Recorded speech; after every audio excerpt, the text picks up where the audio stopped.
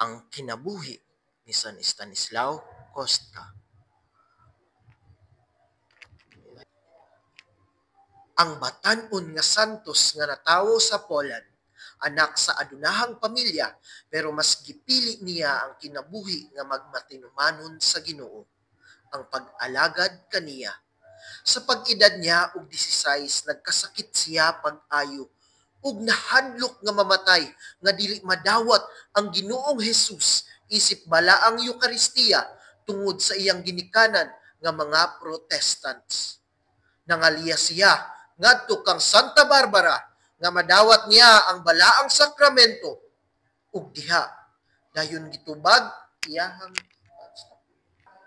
ug sa pag-edad niya nga 17 nadawat siya sa sugo sa Hisweta. Sa paglabay sa mga adlaw, nagkasakit na pud siya pagbalik.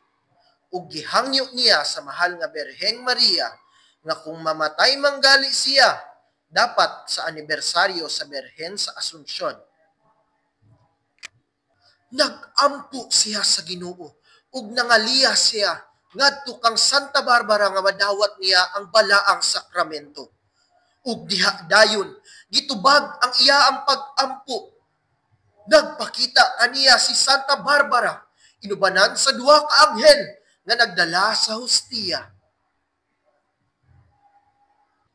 Sa pipila ka mga adlaw, nagpakita kaniya ang Berheng Maria nga nagdala sa balaang bata nga si Jesus.